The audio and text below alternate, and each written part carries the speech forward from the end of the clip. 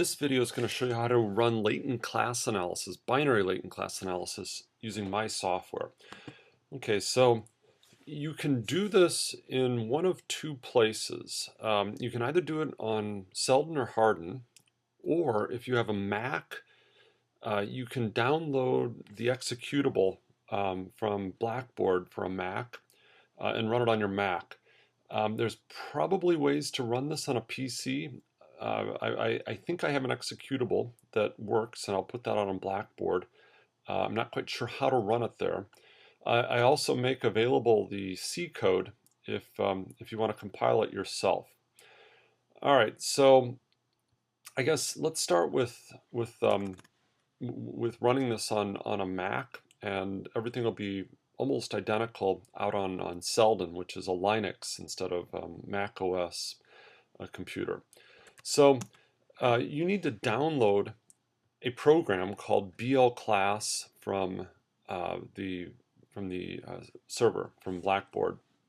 Now, if you do an ls-l, what you're going to notice is that these first lines give the permissions on that file. Okay, so the first three characters here give your permissions. So you can read it, write it, and execute it.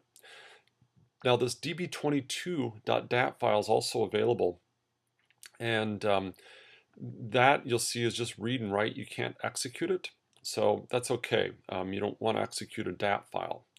Now if you do an ls-l and lclass does not have that X, you're not going to be able to run this. So you need to change the permissions on it. The way I change permissions, you're going to use chmod. I would say 755 lclass. 755 just means give me read, write, and execute permissions on this. Now if we do an ls-l, you'll see nothing has changed. But if you don't have that X there, you've got to change the permissions on it so you can't execute it. Otherwise it won't work. All right, let's talk about the format that you need for the data file. So db22 is set up the way it needs to be set up. Now let's take a look at it.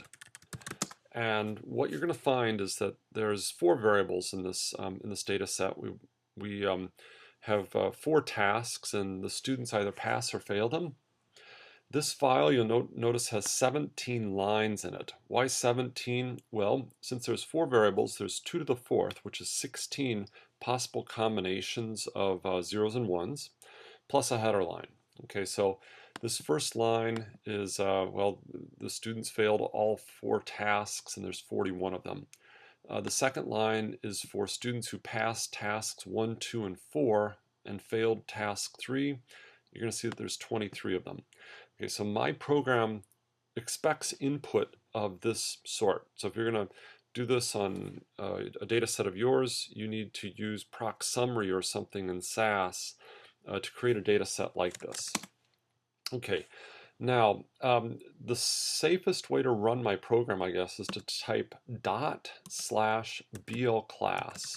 So the dot means look in the current directory for a program called blclass. And if you just type this, you're going to see that you get some help. So here's the usage. Type blclass. You can specify any number of options that you want, and then you have to specify a data name. Now you'll also notice that if you type blclass help, you get help.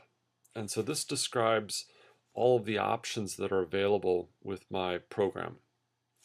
So let's follow the instructions, and it's going to be blclass. We're going to do db22.dat as the name of the file name, but then we're going to need to specify some options. So the most important option is nclass. So we're going to say nclass is equal to, we're going to ask for the 2-cluster solution. Another option that I often use is panel. So if you say panel equals 1, don't put any spaces around the equal signs. That's going to give us a nice multi-panel display to help us interpret these clusters. Another option that you may want to use is random.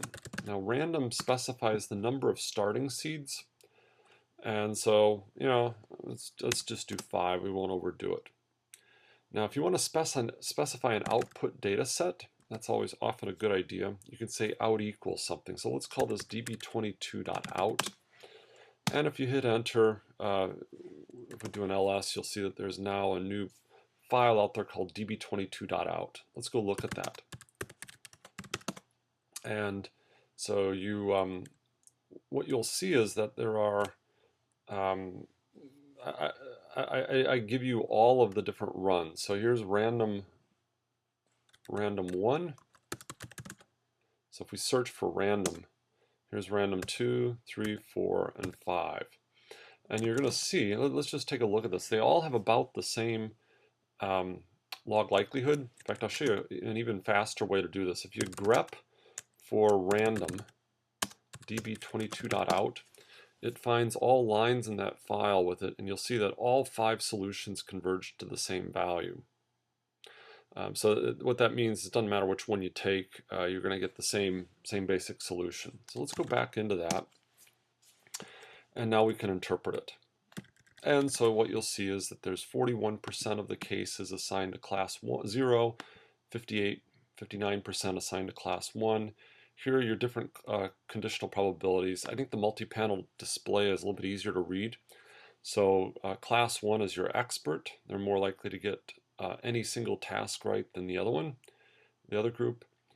Class 0 is the novice. Okay, so that's how you run it on a Mac.